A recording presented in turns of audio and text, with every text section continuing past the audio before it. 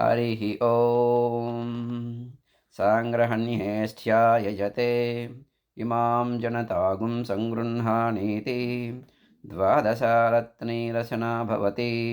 द्वादशमासाः संवत्सरः संवत्सरमेवावरुन्धे मौञ्जी भवति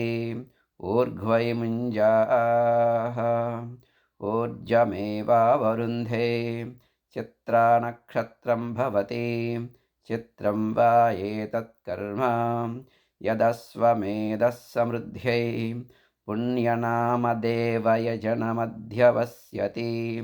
पुण्यामेव तेन कीर्तिमभिजयति अपदाति नृत्युयः समावहन्त्यासु ब्रह्मण्यायाः सुवर्गस्य लोकस्य समष्ट्यै केशश्मश्रुवपते नकानि निकृन्तते दतो धावते स्नाति आहतं वासः परिधत्ते पाप्मनोपहत्यै वाचै यत्वोपवसति सुवर्गस्य लोकस्य गुप्त्यै रात्रिञ्जागरयन्त आसते सुवर्गस्य लोकस्य समष्ट्यै चतुष्टय्य आपो भवन्ति चतुस्सफो वा अश्वप्राजापत्यः समृद्ध्यै तादिग्भ्यः समाभृता भवन्ति दिक्षु वा आपः अन्नं वा आपः अद्भ्यो वा अन्नं जायते यदेवाद्योऽन्नं जायते तदवरुन्धे तासु ब्रह्मोदनं पचति रेत एव तद्दधाति चतुस्सरावो भवति दिक्ष्वेव प्रतितिष्ठति उभयतो रुक्मौ भवतः उभयत एवास्मिन् रुचं दधाति उद्धरति श्रुतत्वाय सत्पिश्वान् भवति मेध्यत्वाय चत्वार आर्षेया प्राश्नन्ति दिशामेव ज्योतिषि जुहोति चत्वारि हिरण्यानि ददाति दिशामेव ज्योतिगुष्यवरुन्धे यदाज्यमुच्चिष्यते तस्मिन् रसनान्युनत्ति प्रजापतिर्वावोदनः रेत आज्यं यदाज्ये रसनान्युनत्ति प्रजापतिमेव रेतसा समर्थयति दर्भमयी रसना भवति बहुवा एष कुचरो मेध्यमुपगच्छति यदस्वः पवित्रं वै दर्भाः यद्धर्भमयी रसना भवति पुनात्येवैनं पूतमेनं मेध्यमालभते अश्वस्य वा आलब्धस्य महिमोदक्रामतु समहत्विजप्राविशतु तन्महत्विजां महत्विक्त्वं यन्महत्विजप्राश्नन्ति महिमानमेवास्मिन् तद्दधाति अश्वस्य वा आलब्धस्य रेतवुदक्रामतु तस्सुवर्णगुं हिरण्यमभवतु यः सुवर्णगुं हिरण्यं दधाति रेत एव तद्दधाति ओदने दधाति रेतो वावोदनः रेतो हिरण्यं रेतसैवास्मिन् रेतो दधाति यो वै ब्रह्मणे देवेभ्यः प्रजापतये प्रतिप्रोच्यास्वं मेध्यं बध्नाति आदेवताभ्यो वृच्यते पापीयान् भवति यः प्रतिप्रोच्य न देवताभ्य आवृच्यते वसीयान् भवति यदाह ब्रह्मन्नस्वं मेध्यं वस्यामि देवेभ्यः प्रजापतये तेन राध्यासमिति ब्रह्म वै ब्रह्म ब्रह्मण एव देवेभ्यः प्रजापतये प्रतिप्रोच्यास्वं मेध्यं बध्नाति न देवताभ्य आवृच्यते वसीयान् भवति देवस्य त्वा सवितुः प्रसव इति रसनामाधत्ते प्रसूत्यै अश्विनोर्बाहुभ्यामित्याह अश्विनौ हि देवानामध्वर्यो अस्तां पोष्णो अस्ताभ्यामित्याह यत्यै वृद्धं वा एतद्यज्ञस्य यदयुजुष्केन क्रियते इमामगृह्णन् रसनामृतस्येत्यदि वदति युजुष्कृत्यै यज्ञस्य समृद्ध्यै तदाहुः द्वादशारत्नीरसना कर्तव्या त्रयोदशारत्नीरिति वृषभो वा एष ऋतूनां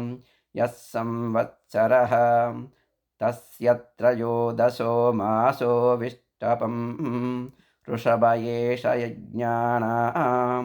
यदश्वमेधः यथा वा वृषभस्य विष्टपम् एवमेतस्य विष्टपं त्रयोदशमरत्निगुं रसनामां रसनायामुपाददाति त्रयोदशमरत्निगुं रसनायामुपाददाति यदर्षभस्य विष्टपुं सग्स्करोति तादृगेव ततो पूर्व आयुषि विदधेषु कण्वेत्याह आयुरेवास्मिन् दधाति तया देवाः सुतमा बभूवुरित्याह भूतिमेवोपावर्तते ऋतस्य सामन्सरमारभन्तेत्याह सत्यं वा ऋतं सत्येनैवैनमृतेनारभते अभिदा असेत्याह तस्मादस्वमेधयाजी सर्वाणि भूतान्यभिभवति भुवनमसेत्याह भूमानमेवोपैति यन्तासेत्याह यन्तारमेवैनं करोति दत्तासेत्याह धत्तारमेवैनं करोति सोऽग्निं वैश्वानरमित्याह अग्नावेवैनं वैश्वानरे जुहोति सप्रदशमित्याह प्रजयैवैनं पशुभिः प्रधयति स्वाहा कृत इत्याह ओम एवास्यशः पृथिव्यामित्याह अस्यामेवैनं प्रतिष्ठापयति यन्ताराढ्यन्तासि यमनो धत्तासि धरुण इत्याह रूपमेवास्यैतन्महिमानं याचष्ठे कृष्येत्वा क्षेमायत्वा रय्येत्वा पोषायत्वेत्याह आशिषमेवैतामासास्ते स्वगात्वा देवेभ्य इत्याह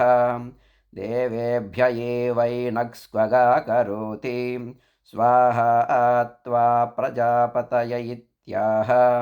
प्राजापत्यो वा अश्वः यस्या एव देवताया आलभ्यत तयैवैनगुं समर्धयति यः पितुरनुजायाः पुत्रः स पुरस्तान्नयति यो मातुरनुजायाः पुत्रः स पश्चान्नयति विश्वञ्च मेवास्मात् पाप्मानं विवृहतः यो अर्वन्तं जिगागुं सति तमभ्यमीति वरुण इति स्वानं चतुरक्षं प्रसौति परो मत्तः परस्वेति सुनश्चतुरक्षस्य प्रहन्ति स्वेव वै पाप्मा भ्रातृव्यः पाप्मानमेवास्य भ्रातृव्यगुं हन्ति सैर्ध्रकं मुसलं भवति कर्म कर्मैवास्मै साधयति पौश्चलेयो हन्ति पुश्चल्वां वै देवाः सुचन्यदधुः सुचैवास्य शुचगुं हन्ति पाप्मा वा एतमेप्सतीत्याहुः योऽस्वमेधेन यजत इति अश्वस्यादस्पदमुपास्यति वज्रीव अश्वप्राजापत्यः वज्रेणैव पाप्मानं भ्रातृव्यमवक्रामति दक्षिणापप्लावयति पाप्मानमेवास्माच्चमलमपप्लावयति ऐशिकवुदुः भवति आयुर्वायिषीकाः आयुरेवास्मिन् दधाति अमृतं वायिषीकाः अमृतमेवास्मिन् दधाति वेतसशाकोपसम्बद्धा भवति अप्सु योनिर्वा अश्वः अप्सुजो वेतसः स्वादेवैनं योनिर्निर्मिमीते पुरस्ताप्रत्यञ्चमभ्युदुहति पुरस्तादेवास्मिन् प्रतीच्यमृतं दधाति अहं च त्वं च वृत्रहन्निति ब्रह्मा यजमानस्य हस्तं गृह्णाति ब्रह्मक्षत्रे एवं सन्ददाति अभिक्रत्वेन्द्रभूरधज्वन्नित्यद्वर्युर्यजमानं वाचयत्यभिजित्यै चत्वार ऋत्वयः समुक्षन्ति आभ्ययेवैनं चतसृभ्यो दिग्भ्योऽभिसमीरयन्ति च तेन राजपुत्रैः सहाध्वर्युः पुरस्तात् प्रत्यङ्तिष्ठन् प्रोक्षति अनेनाश्वेन मेध्येनेष्ट्वा अयगुं राजा वृत्रं वध्यादिति राज्यं वा अध्वर्युः क्षत्रगुं राजपुत्रः राज्येनैवास्मिन् क्षत्रं दधाति च तेन राजभिरुग्रैः सह ब्रह्मा दक्षिणतवुदक्तिष्ठन् प्रोक्षति अनेनाश्वेन मेध्येनेष्ट्वा अयगुं राजा प्रतिदुष्योऽस्त्विति बलं वै ब्रह्मा बलमरायोग्रः बलनैवास्मिन् बलं ददाति च तेन सूतग्रामणिभिः सह होता पश्चात्प्राङ्तिष्ठन् प्रोक्षति अनेनाश्वेन मेध्येनेष्ट्वा अयगुं राजास्यै विशः बहुग्वै बह्वस्वायै बह्वजाविकायै बहुव्रीहियवायै बहुमाशतिलायै बहुहिरण्यायै बहुहस्तिकायै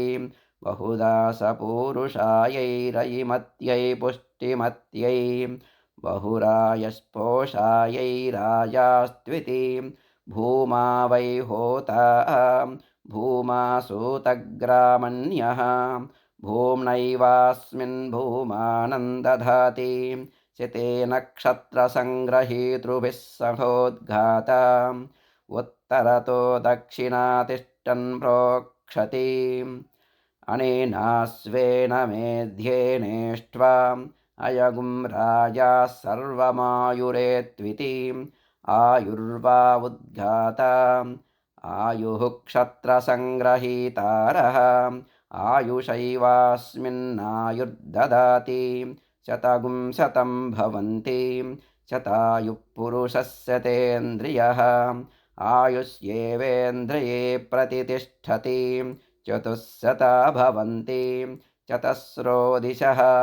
दिक्ष्वेव प्रतितिष्ठति यदा वै हविषो गृहीतस्य स्कन्दति एवं वा एतदस्वस्य स्कन्दति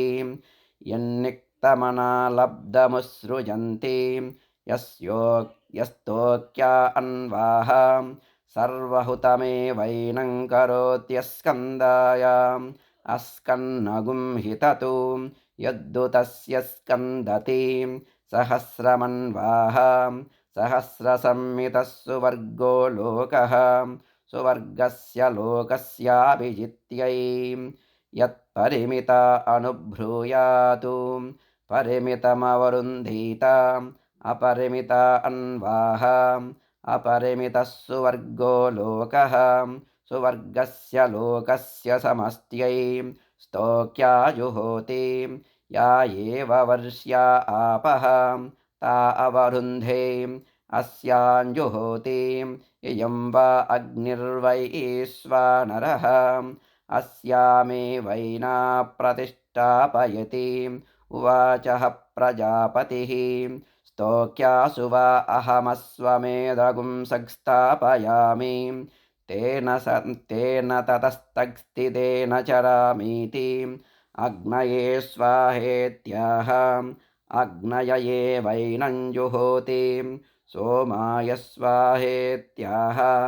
सोमायैवैनं जुहोति सवित्रे स्वाहेत्याह सवित्रयैवैनं जुहोति सरस्वत्यै स्वाहेत्याह सरस्वत्यायैवैनं जुहोति पूष्णे स्वाहेत्याह पूष्णयैवैनं जुहोति बृहस्पतये स्वाहेत्याह बृहस्पतयैवैनं जुहोति अपामोदाय स्वाहेत्याह अभ्ययैवैनं जुहोति वायवे स्वाहेत्याह वायवयैवैनं जुहोति मित्राय स्वाहेत्याह मित्रायैवैनं जुहोति वरुणाय स्वाहेत्याह वरुणायैवैनं जुहोति एताभ्ययैवैनं देवताभ्यो जुहोति दश सम्पादं जुहोति दश अक्षरा विराटु अन्नं विराटु विराजैवान्नाद्यमवरुन्धे प्रवायेषोऽस्माल्लोकाच्यवते यः पराचिराहुतिर्जुहोति पुनः पुनरभ्यावर्तं जुहोति अस्मिन्नेव लोके प्रतितिष्ठति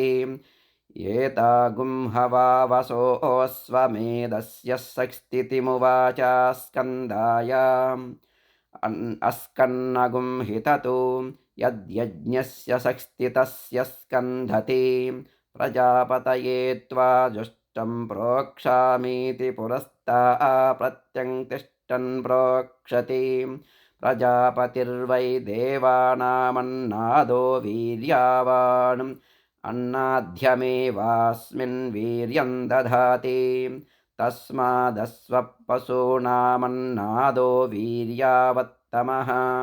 इन्द्राग्निभ्यां त्वेति दक्षिणतः इन्द्राग्नि वै देवानामोजिष्ठौ बलिष्ठौ ओज एवास्मिन् बलं दधाति तस्मादस्वपशूनामोजिष्ठो बलिष्ठः वायवे त्वेति पश्चातु वायुर्वै देवानामासु सारसारितमः जवमेवास्मिन् दधाति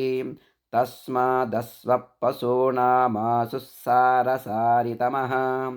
विश्वेभ्यस्त्वा देवेभ्य युत्युत्तरतः विश्वे वै देवा देवानां यशस्वितमाः यश एवास्मिन् दधाति तस्मादस्वपशूनां यशस्वितमः देवेभ्यस्त्वेत्यदस्तातु देवेभ्यस्त्वेत्यदस्तातु देवा वै देवानामपचिततमाः अपचितिमेवास्मिन् दधाति तस्मादस्वपशूनामपचिततमः सर्वेभ्यस्त्वा देवेभ्य युत्युपरिष्टातु सर्वे वै देवास्त्विषिमन्तो हरस्विनः त्विषिमेवास्मिन् हरो ददाति तस्मादस्वपशूनां त्विषिमां हरस्वितमः दिवे त्वान्तरिक्षाय त्वा पृथिव्यै त्वेत्याह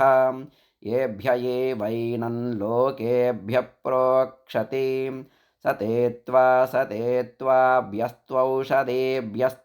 विश्वेभ्यस्त्वा भूतेभ्य इत्याह तस्मादस्वमेधयाजिनगुं सर्वाणि भूतान्युपजीवन्ति ब्रह्मवादिनो वदन्ति यत्प्रजापत्योऽस्वः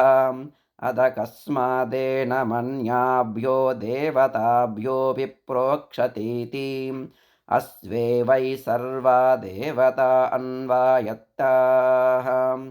तं यद्विश्वेभ्यस्त्वा भूतेभ्य इति प्रोक्षति देवता एवास्मिन्नन्वायातयति तस्मादस्वे सर्वा देवता अन्वायत्ताः यदा वै हविषो गृहीतस्य स्कन्दति एवं वा एतदस्वस्य स्कन्दति यत्प्रोक्षितमनालब्धमुत्सृजन्ति यदस्वचरितानि जुहोति सर्वहुतुमेवैनं करोत्यस्कन्धाय अस्कन्नगुं हिततु यद्दुतस्य स्कन्दति ईङ्काराय स्वाहेङ्कृताय स्वाहेत्याह एतानि वै अस्वचरितानि चरितैरेवैनगुं समद्दयति तदाहुः अनाहुतयो वा अस्वचरितानि नैताहोतव्या इति अदोकल्वाहुः होतव्या एव अत्र वा वैवं विद्वानस्वमेधगुं संस्थापयति यदस्वचरितानि जुहोति तस्माद्दोतव्या इति बहिर्धावायेन मेतदायतनाद्ददाति भ्रातृव्यमस्मै जनयति यस्यानायतनेऽन्यत्राग्नेराहुतिर्जुहोति सावित्र्या इष्ट्या पुरस्ता आस्विष्टकृतः आहवनीये स्वचरितानि जुहोति आयतन एवास्याहुतिर्जुहोति नास्मै भ्रातृव्यं जनयति तदाहुः यज्ञमुखे होतव्याः यज्ञस्य क्लप्त्यै सुवर्गस्य लोकस्यानुख्यात्या इति अदोकल्वाहुः यज्ञमुखे जुहुयातु पशुभिर्यजमानं व्यद्धयेतु अवसुवर्गाल्लोकात्पद्येत पापीयान् स्यादिति सकृदेव होतव्याः न यजमानं पशुभिर्व्यद्धयति अभिसुवर्गं लोकं जयति न पापीयान् भवति अष्टाचत्वारिगुंशतमस्वरूपाणि जुहोति अष्टाचत्वारिगुंशदक्षरा जगति जागतो स्वप्राजापत्यः समृद्ध्यै एकमतिरिक्तं जुहोति तस्मादेकप्रजास्वर्धुकः विभुर्मात्रा प्रभो पित्रेत्याह इयं वै माता असौ पिता अभ्यामेवैनं परिददाति अश्वोऽसि हयोषीत्याह अश्वोऽसि हयोषीत्याह शास्ते वैनमेततु तस्माच्चिष्टा प्रजा जायन्ते अत्योषीत्याह तस्मादस्वः सर्वान् पशूनत्येति तस्मादस्वः सर्वेषां पशूनाश्रैष्ठ्यं गच्छति प्रयशश्रेष्ठ्यमाप्नोति य एवं वेद नर्योऽस्यर्वासि सप्तिरिषि वाज्यसीत्याह रूपमेवास्यैतन्महिमानं याचष्ठे ययुर्नामासेत्याह एतद्वा अश्वस्य प्रियन्नामधेयं प्रियेनैवैनन्नामधेयेनाभिवदति तस्मादप्यामित्रौ सङ्गत्या नाम्ना चेद्वयेते मित्रमेव भवतः आदित्यानां पत्यान् विहित्याः आदित्यानां पत्वान् विहेत्याः आदित्यानां पत्वान् विहेत्याः आदित्यानेवैनं गमयति अग्नये स्वाहा स्वाहेन्द्राग्निभ्यामिति पूर्वहोमान् जुहोति पूवयेव द्विषन्तं भ्रातृव्यमतिक्रामति भूरसि भुवे त्वा भव्यायत्वा भविष्यते त्वे सृजतिं सर्वत्वाया भूरसि भुवे त्वा भव्यायत्वा भविष्यते त्युसृजति सर्वत्वाया देवा आशापालायेतं देवेभ्यो स्वं मेधाय प्रोक्षितं गोपायतेत्याह शतं वैतल्प्यां राजपुत्रा देवा आशापालाः तेभ्य एवैनं परिददाति ईश्वरो वा अश्वप्रमुक्तः परावतङ्गन्तोः एह धृतिस्वाहेह विधृतिस्वाहेह रन्तिस्वाहेह रमतिः च स्वाहेति चतुष्पस्सु सुजोतिम् एतावा अश्वस्य बन्धनं ताभिरेवैनं बध्नाति तस्मादश्वप्रमुक्तो बन्धनमागच्छति तस्मादश्वप्रमुक्तो बन्धनं न जुहोति राष्ट्रं वा अश्वमेधः राष्ट्रे खलु वा एते व्यायच्छन्ते ये स्वं मेध्यगुं रक्षन्ति तेषाय वुदृशै गच्छति तेषाय वुदृशं गच्छन्ति राष्ट्रा देवते राष्ट्रं गच्छन्ति अदय वुदृशं न गच्छन्ति राष्ट्रा देवते व्यवच्छिद्यन्ते परावायेष शिच्यते यो बलोऽश्वमेधेन यजते यदमित्रा अश्वं विन्देरन्नो अन्येतास्य यज्ञः चतुश्शता रक्षन्ति यज्ञस्याघातायाम् अधान्यमानीय प्रोक्षेयुः सैव ततः प्रायश्चित्तिः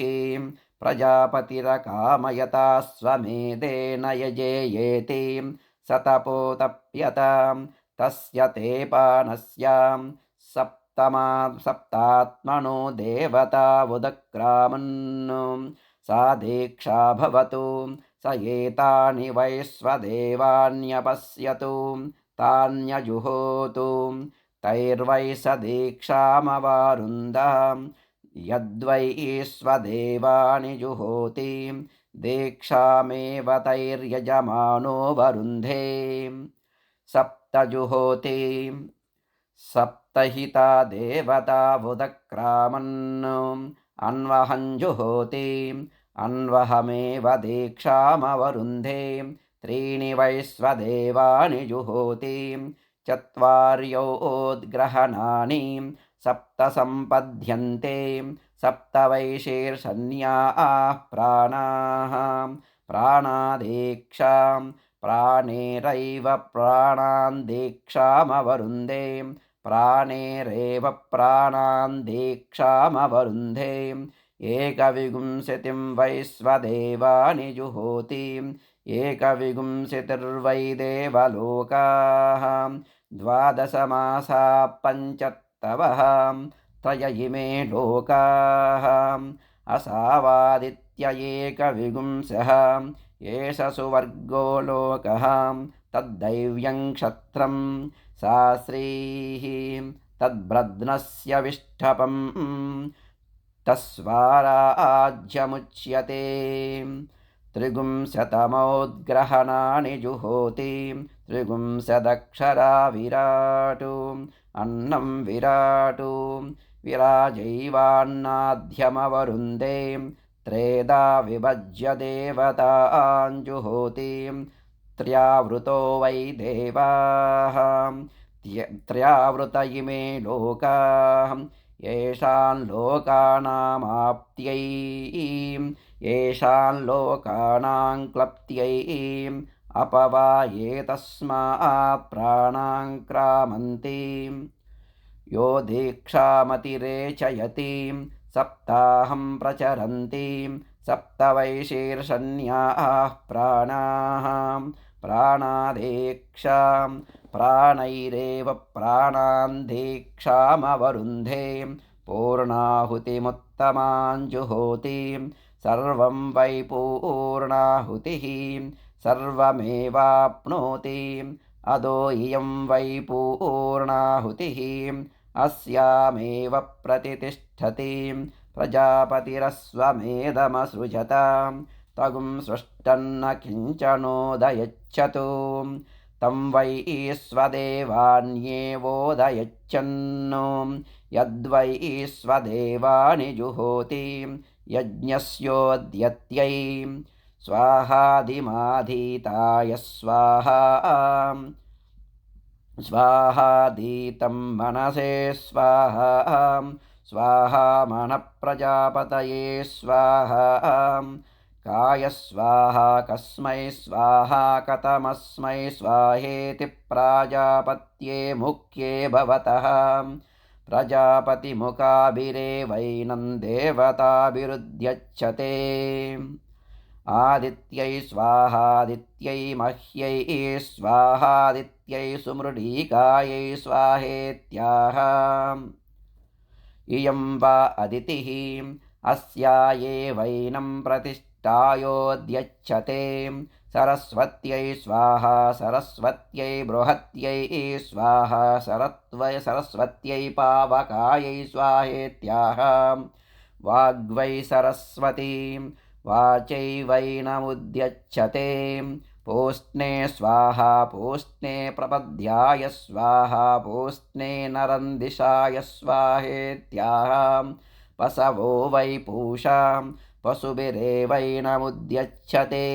त्वष्ट्रे स्वाहा त्वष्ट्रतुरीपाय स्वाहा त्वष्ट्रे पुरुरूपाय स्वाहेत्याह त्वष्टा वै पशूनां मिथुनानागुं रूपकृतो रूपमेव पशुषु ददाति अदो रूपैरेवैनमुद्यच्छते विष्णवे स्वाहा विष्णवे निकुर्यपाय स्वाहा विष्णवे निभूयपाय स्वाहेत्याह यज्ञो वै विष्णुः यज्ञायैवैनमुद्यच्छते पूर्णाहुतिमुत्तमाञ्जुहोति प्रत्युत्तभ्यै स्वयत्वायां सावित्रमष्टाकपालं प्रातर्निर्वपतिम् अष्टाक्षरा गायत्रीं गायत्रं प्रातः सवनादेवैनं गायत्र्याश्चन्दसोदिनिर्मिमीते अदो प्रातः सवनमेव तेनाप्नोति गायत्रीं छन्दः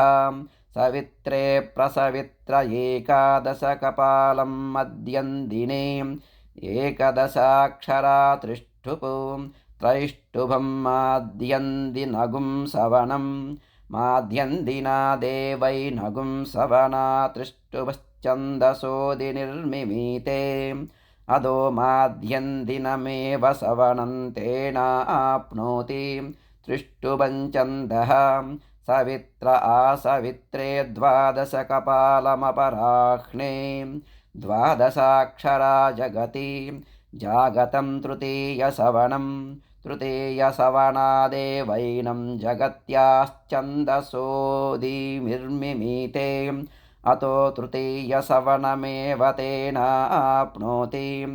जगतीं छन्दः ईश्वरो वा अश्वप्रमुक्तः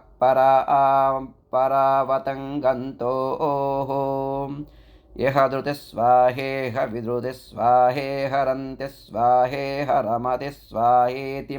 चतस्रहाहुतिर्जुहोति चतस्रो दिशः दिग्भिरेवैनं परिगृह्णाति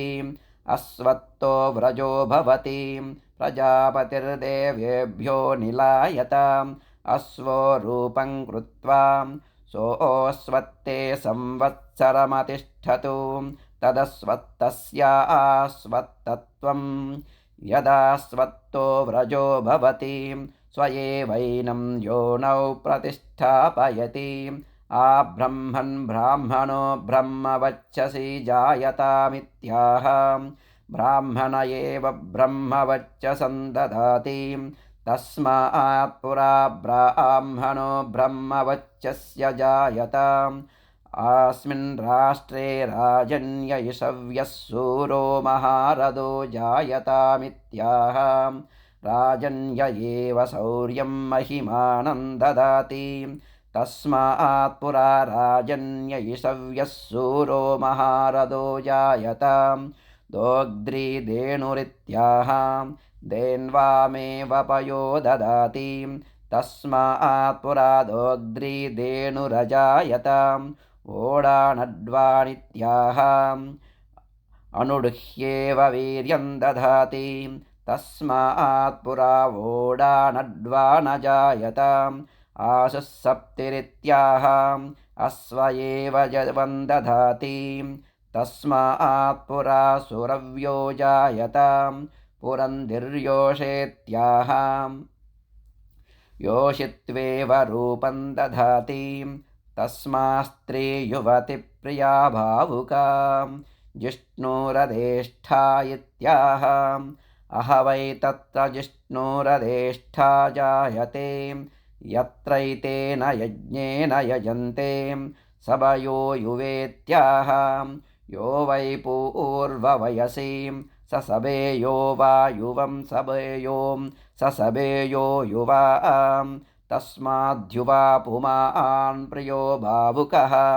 आस्य यजमानस्य वीरो जायतामित्याह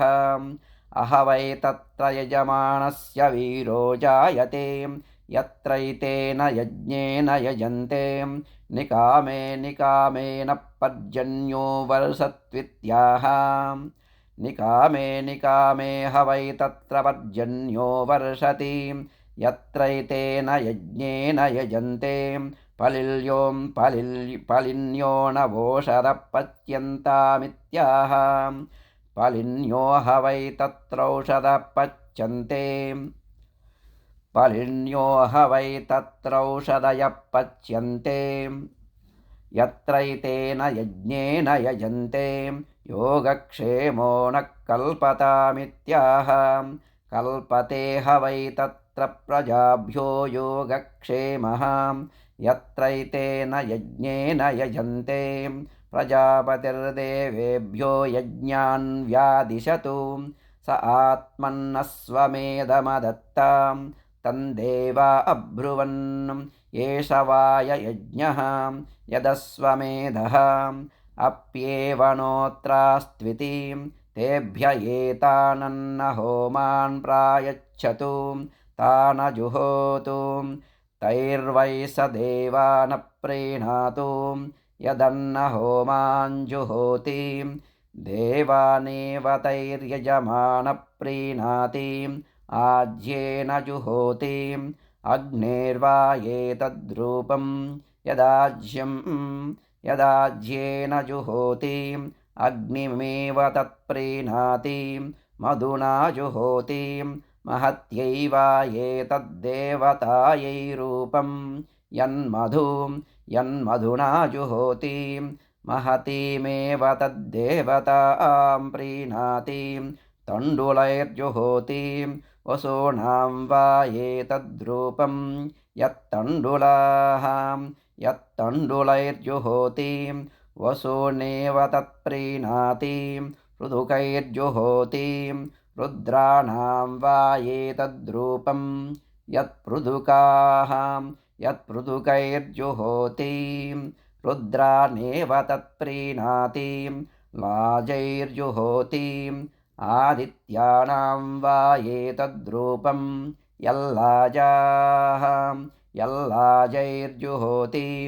आदित्यानेव तत्प्रीणाति करम्भैर्जुहोति विश्वेषां वा एतद्देवानागुं रूपं यत्करम्भैर्जुहोति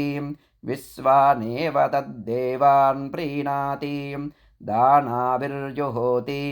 नक्षत्राणां वा एतद्रूपं यद्धानाभिर्जुहोति नक्षत्राण्येव तत्प्रीणाति सक्तुभिर्जुहोति प्रजापतेर्वा एतद्रूपं यः सक्तवः यः सक्तुभिर्जुहोति प्रजापतिमेव तत्प्रीणाति मसोऽस्यैर्जुहोति सर्वासां वा एव देवं सर्वासां वा एतद्देवतानागुं रूपं यन्मसोऽस्यैर्जुहोति सर्वा एव तद्देवताः प्रीणाति प्रियङ्गतण्डुलैर्जुहोति प्रियाङ्गावहवै नामैते एतैर्वै देवा अश्वस्याङ्गानि समददुः यत्प्रियङ्गतण्डुलैर्जुहोति अश्वस्वैवाङ्गानि सन्ददाति दशान्नानि जुहोति दश अक्षरा विराट्कृष्णस्यान्नाद्यस्यावरुध्यै प्रजापतिरश्वमेधमसृजतां तगुं सृष्टगुं रक्षागुस्य जिगागुं सन्नं स एतान् प्रजापतिर्नक्तगुं होमानपश्यतु तानजुहोतु तैर्वै स यज्ञाद्रक्षागुस्य पाहन्नो यन्नक्तगुं होमाञ्जुहोति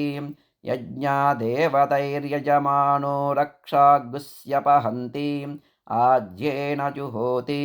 वज्रो वा आज्यं वज्रेणैव यज्ञद्रक्षागुस्य पहन्ति आज्यस्य प्रतिपदं करोति प्राणो वा आज्यं मुकत एवास्य प्राणं दधाति अन्नहोमाञ्जुहोति शरीरवदेवावरुन्धे व्यत्यासञ्जुहोति उभयस्यावरुध्यै नक्तञ्जुहोति रक्षसामपहत्यै आज्येनान्ततो जुहोति प्राणो वा आज्यं उभयत एवास्य प्राणं ददाति पुरस्ताच्चोपरिष्टाच्च एकस्मै स्वाहेत्याह अस्मिन्नेव लोके प्रतितिष्ठति द्वाभ्याग्स्वाहेत्याह अमुस्मिन्नेव लोके प्रतितिष्ठति अमुस्मिन्नेव लोके प्रतितिष्ठति उभयोरेव लोकया प्रतितिष्ठति अस्मिश्चामुक्ष्मिश्च शतायस्वाहेत्याह शतायुर्वै पुरुषः शतवीर्यः आयुरेव वीर्यमवरुन्धे सहस्राय स्वाहेत्याह आयुर्वै सहस्रम् आयुरेवावरुन्धे सर्वस्मै स्वाहेत्याह अपरमितमेवावरुन्धे प्रजापतिं वा एष ईप्सतीत्याहुः योऽस्वमेधेन यजत इति अदो आहुः सर्वाणि भूतानीति एकस्मै स्वाहेत्याह प्रजापतिर्वा एकः तमेवाप्नोति एकस्मै स्वाहा द्वाभ्याः स्वाहेत्यभिपूर्वमाहुतिर्जुहोति अभिपूर्वमेव सवर्गं लोकमेति एकोत्तरं जुहोति एकवदेव सुवर्गं लोकमेति सन्ततं जुहोति सुवर्गस्य लोकस्य सन्तत्यै शताय स्वाहेत्याह शतायुर्वै पुरुषः शतवीर्यः आयुरेव वीर्यमवरुन्धे सहस्राय स्वाहेत्याह आयुर्वै सहस्रम्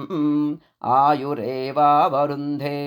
आयुताय स्वाहा नियुताय स्वाहा प्रयुताय स्वाहेत्याह त्रय इमे लोकाः इमानेव लोकानवरुन्धे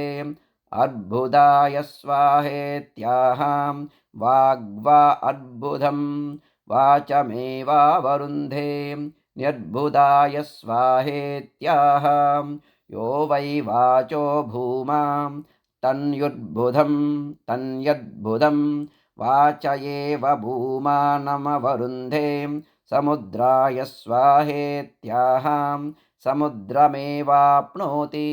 मध्याय स्वाहेत्याहां मध्यमेवाप्नोति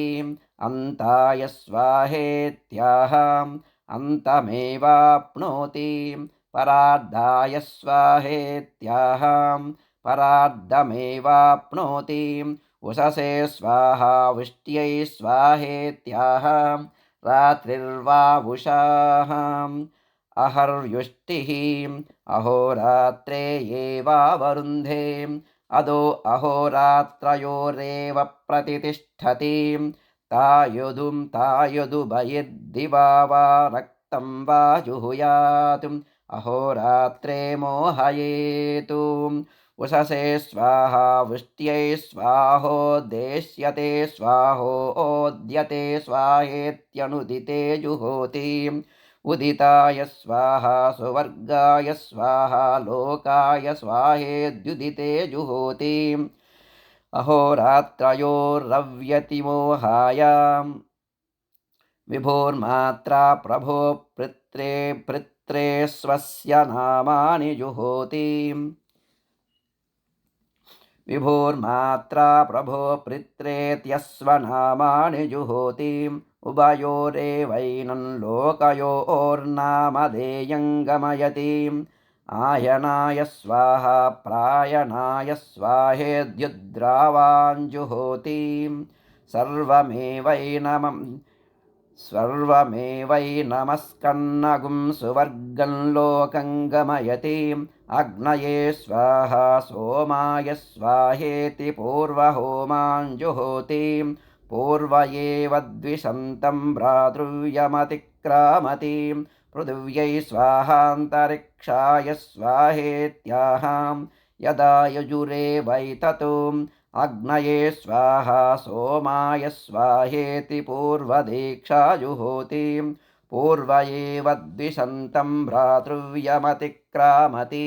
पृथिव्यै स्वाहान्तरिक्षाय स्वाहेत्येकविगुंसिनीं दीक्षां जुहोति एकविगुंसितिर्वै देवलोकाः 12 मासां पञ्चत्तवः त्रय इमे लोकाः असावादित्य एकविगुंसः एष सुवर्गो लोकः सुवर्गस्य लोकस्य समष्ट्यै भुवो देवानां कर्मणेऽत्रुतुदीक्षा जुहोति ऋतूनेवास्मै कल्पयति अग्नये स्वाहा वायवे स्वाहेति जुहोत्यन्तरिक्त्यै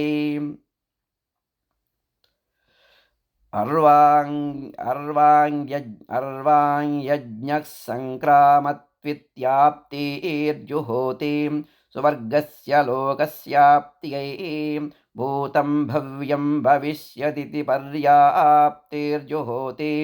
सुवर्गस्य लोकस्य पर्याप्त्यै आमे गृहा भवन्त्वित्याभूर्जुहोति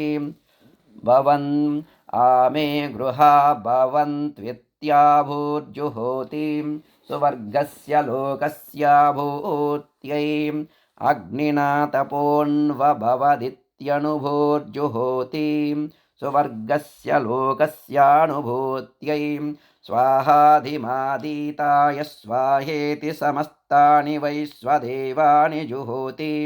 समस्तमेव द्विषन्तं भ्रातृव्यमतिक्रामति दद्भ्यः स्वाहा हनूभ्याः स्वाहेत्यङ्गहोमाञ्जुहोति अङ्गे अङ्गे वै पुरुषस्य पाप्मोपसृष्टः अङ्गादङ्गादेवैनं पाप्मनस्तेन मुञ्चति अङ्गेत्ताय स्वाहा कृष्णाय स्वाहा श्वेताय स्वाहेत्यस्वरूपानि जुहोति रूपैरेवैनगुं समर्धयति ओषधेभ्यः स्वाहा मूलेभ्यः स्वाहेत्योषधीं ओमाञ्जुहोति द्वयो वावोषधयः पुष्पेभ्योऽन्याः गृह्णन्ति मूलेभ्योऽन्याः ता एवोभयैरवरुन्धे वनस्पतिभ्यः स्वाहेति वनस्पतिहोमाञ्जुहोति अरण्यस्यान्नाद्यस्यावरुध्यै मेषस्त्वापचतैरवत्वित्यपाव्यानि जुहोति प्राणा वै देवा अप्पाव्याः प्राणानेवावरुन्धे कूप्याभ्यः स्वाहाभ्यः स्वाहेत्यपागुं होमाञ्जुहोति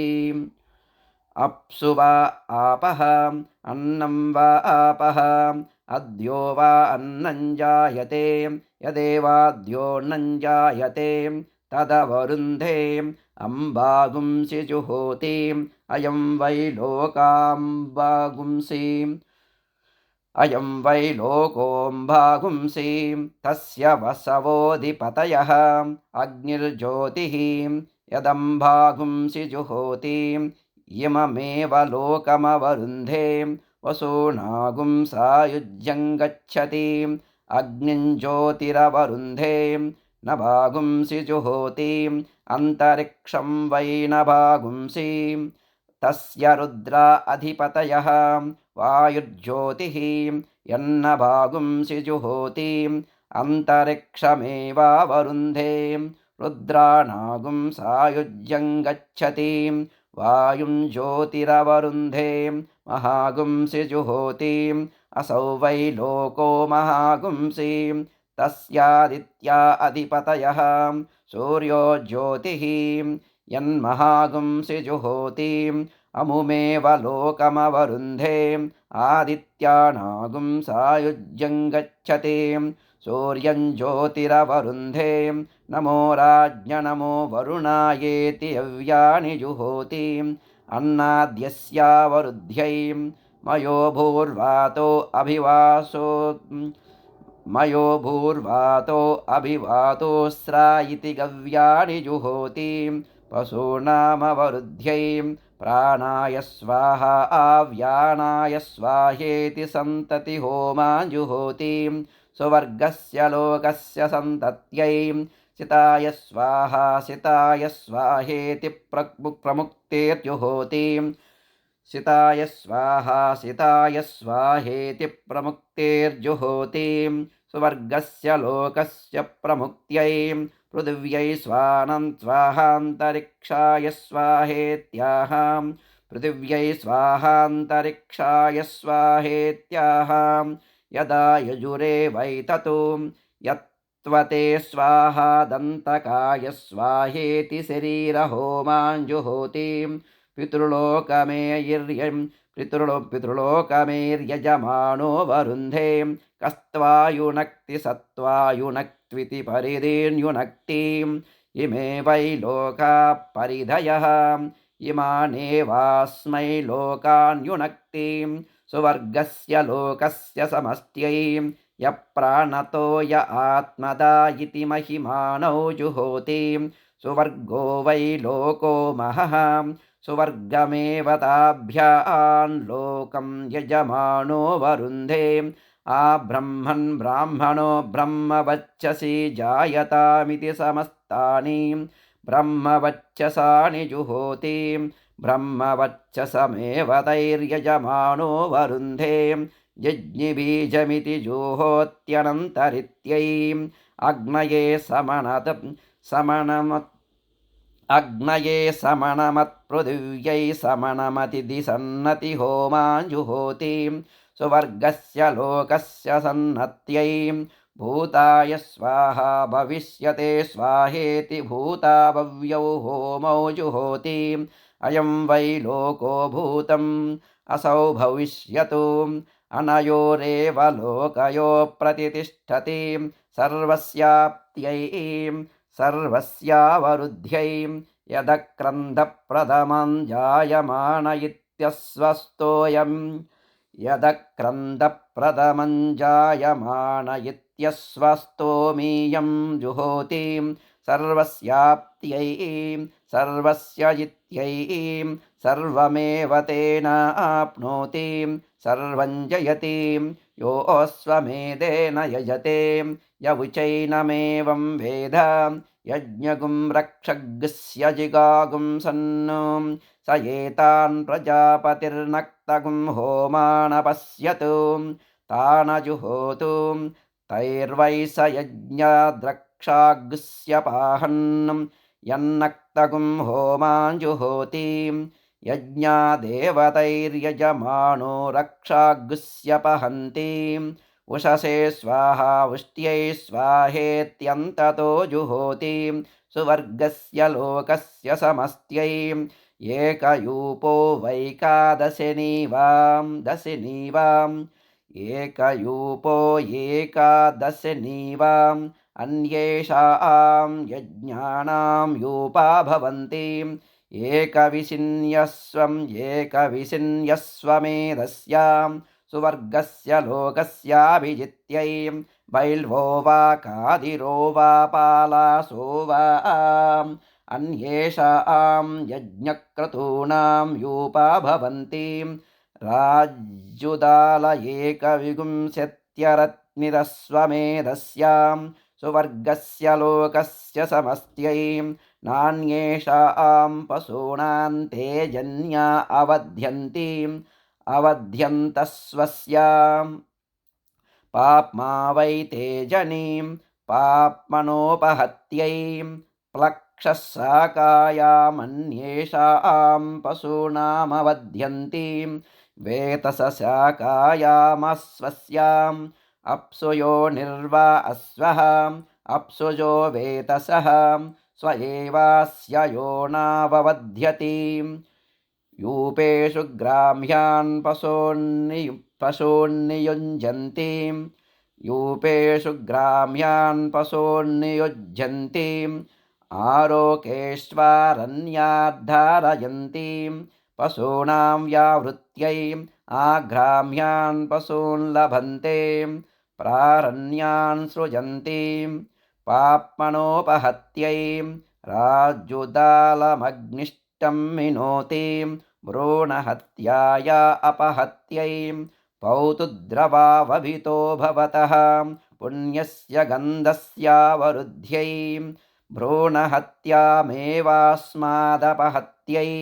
पुण्येन गन्धेनो भयत परिगृह्णाति षड्बल्वा भवन्ति ब्रह्मवच्चसस्यावरुद्ध्यै षट्कादिराहं तेजसोवरुद्ध्यै षट्पालासां सोमपीदस्यावरुद्ध्यै एकविंशतिः सम्पद्यन्ते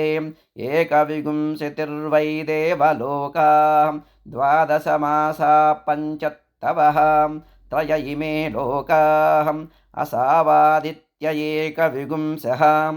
एष सुवर्गो लोकः सुवर्गस्य लोकस्य समस्त्यै शतं पशवो भवन्ति शतायुः पुरुषस्य तेन्द्रियः आयुष्येवेन्द्रिये प्रतितिष्ठति सर्वं वा अश्वमेध्याप्नोति अपरिमिता भवन्ति अपरिमितस्यावरुद्ध्यै ब्रह्मवादिनो वदन्ति कस्मासत्यातु दक्षिणतोऽन्येषां पशूनामवध्यन्ति उत्तरतोऽश्वस्येति वरुणो वा अश्वः एषा वै वरुणस्य दिक् स्वायामेवास्य वध्यति यदितरेषां पशूनामवध्यति शतदेवत्यन्तेनावरुन्धे चिते एग्नावदिवैतसे कटे स्वञ्चिनोति चिते एग्नावदिवैतसे कटे स्वञ्चिनोति अप्सुयो निर्वा अश्वः अप्सुजो वेतसः स्व एवैनं योनौ प्रतिष्ठापयति पुरस्ता प्रत्यञ्चन्तो परञ्चिनोति पश्चात् प्राचीनं गोमृगम् प्राणापानायेवास्मिन् संयञ्चौ ददाति अस्वन्तोपरङ्गो मृगमिति सर्वहूत एताञ्जुहोति येषान् लोकानामभिजित्यै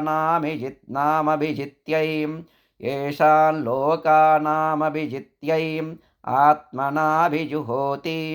सात्मानमेवैनगुं सतनुं करोति सात्मानमेवैनगुं सतनुं करोति सात्मामुष्मिन् लोके भवति य एवं वेद अदो वसोरेवदारान्तेनावरुन्धे युलुवर्धाय स्वाहा बलिवर्धाय स्वाहेत्याह संवत्सरो वा युलुवर्धः परिवत्सरो बलिवर्धः संवत्सरादेव परिवत्सरादारां दायुरवरुन्धे संवत्सरादेव परिवत्सरादायुरवरुन्धे आयुरेवास्मिन् दधाति तस्मादस्वमेधयाजीजरसा विस्रसामुल्लोकमेति एकविगुंसोऽग्निर्भवति एकविगुंसस्तोमः एकविगुंसितिर्यूपाः यदा वा अश्वावर्षभावा वृषाणः संस्फुरेरन् एवमेतस्तोमासक्स्फुरन्ते यदेकविगुंसाः ते यः समृच्छेरन् अन्येतास्य यज्ञः द्वादश एवाग्निस्वादित्याहुः द्वादश एवाग्निस्यादित्याहुः द्वादशस्तोमः एकादशयूपाः यद्वादशोऽग्निर्भवति द्वादशमासाः संवत्सरः संवत्सरेणैवास्मा अन्नमवरुन्धे यद्दशयूपा भवन्ति दश अक्षरा विराटु अन्नं विराटु विराजैवान्नाद्यमवरुन्धे य एकादशः स्तन एवास्यैषः दुह एवैनान्तेन तदाहुः द्वादशोऽग्निः यद्वादशोऽग्निस्याद्वादशस्तोम एकादशयूपाः यदा स्तूरिनायायातु तादृक्ततु एकविगुंस एवाग्निस्यादित्याहुः एकविगुंसस्तोमः एकविगुंसितिर्यूपाः यदा प्रस्थिविर्याति तादृगेव ततु यो वै अश्वमेधे तिस्रः कुकुबो वेद ककुद्धराज्ञां भवति एकविगुंसोऽग्निर्भवति एकविगुंसस्तोमः एकविगुंसितिर्यूपाः एताव अश्वमेधे तिस्रः ककुबः य एवं वेद ककुद्धराज्ञां भवति यो वा अश्वमेधे त्रीणि शीर्षाणि वेद शिरोहराज्ञां भवति एकविगुंसोऽग्निर्भवति एकविगुंसस्तोमः एकविगुंसितिर्यूपाः एतानि वा अश्वमेधे त्रीणि शीर्षाणि य एवं वेद शिरोहराज्ञां भवति देवा वा अश्वमेधे पवमाने सुवर्गं लोकन्न प्राजानन् तमस्वप्राजानात् यदस्वमेधे स्वेन मेध्येनोदञ्चो बहिष्पवमानगुं सत्पन्ति सुवर्गस्य लोकस्य प्रज्ञात्यै न वै मनुष्यः सुवर्गं लोकमञ्जसा वेद अश्वो वै सुवर्गं लोकमञ्जसा वेद यदुद्गातोद्गायेतु यदाक्षेत्रज्ञोऽन्येन पदा प्रतिपादयेतु तादृक्ततु उद्गातारमपरुध्य अश्वमुद्गीताय वृणीते यदा क्षेत्रज्ञोऽञ्जसा नयति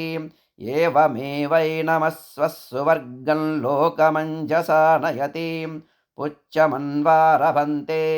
सुवर्गस्य लोकस्य समष्ट्यै हिं करोति सामैवाकः हिं करोति उद्गीत एवास्य सः वडापा उपरुन्धन्ति मिथुनत्वाय प्रजात्यै अदो यदोपगातार उपगायन्ति तादृगेव ततु उदगासीदस्वो मेध्य इत्याह प्राजापत्यो वा अश्वः प्रजापतिरुद्गीतः उद्गीतमेवावरुन्धे अदो रुक्सामयोरेव प्रतिष्ठति अदो रुक्सामयोरेव प्रतिष्ठति हिरण्येनोपाकरोति ज्योतिर्वै हिरण्यं ज्योतिरेव मुखतो ददाति यजमाने च प्रजासुषाम् अदो हिरण्यज्योतिरेव यजमानः सुवर्गं लोकमेति पुरुषो वै यज्ञः यज्ञप्रजापतिः यदस्वे पशून्नियुञ्जन्ति यज्ञादेव तद्यज्ञं प्रयुङ्क्ते अस्वन्तोपरङ्गो मृगं तानग्निष्ठ आलभते सेनामुखमेव तक्षुष्यति तस्माद्राजमुखं भीष्मं बाहुकम् आग्नेयं कृष्णग्रीवं पुरस्ताल्ललाटे पूर्वाग्निमेव तं कुरुते तस्मात् पूर्वाग्निं पुरस्तास्थापयन्ति पौष्णमन्वञ्चम् अन्नं वै पूषा तस्मात् पूर्वाग्नावाहार्यमाहरन्ति ऐन्द्रापौष्णमुपरिष्टातु इन्द्रो वै राजन्योन्नं पूषा अन्नाद्येनैवैनमुभयतः परिगृह्णाति तस्माद्राजन्योन्नादो भावुकः अग्नेयौ कृष्णग्रीवौ बाहुवोः अग्नेयौ कृष्णग्रीवौ बाहुवोः बाहुवोरेव वीर्यं दत्ते तस्माद्राजन्यो बाहुबली भावुकः त्वाष्ट्रौ लोमसक्तौ स्तक्त्योः त्वाष्ट्रौ लोमसक्तौ शक्त्योः शक्त्योरेव वीर्यं दत्ते तस्माद्राजन्यवूरुबली भावुकः क्षितिपृष्ठौ बार्हस्पत्यौ पृष्ठे ब्रह्मवक्षसमेवोपरिष्टा दत्ते अदो कवचे ये वैते अभितः पर्यूहते तस्माद्राजन्यः सन्नद्यो वीर्यं करोति दात्रे पृषोधरमदस्तात् प्रतिष्ठामेवैतां कुरुते अदो इयं वै धाता अस्यामेव प्रतिष्ठति शौर्यं बलक्षं पुच्छे उत्सेममेव तं कुरुते तस्मादुस्सेदं भये प्रजा अभिसग्श्रयन्ति हरिः ॐ शान्तिः शान्तिः शान्तिः।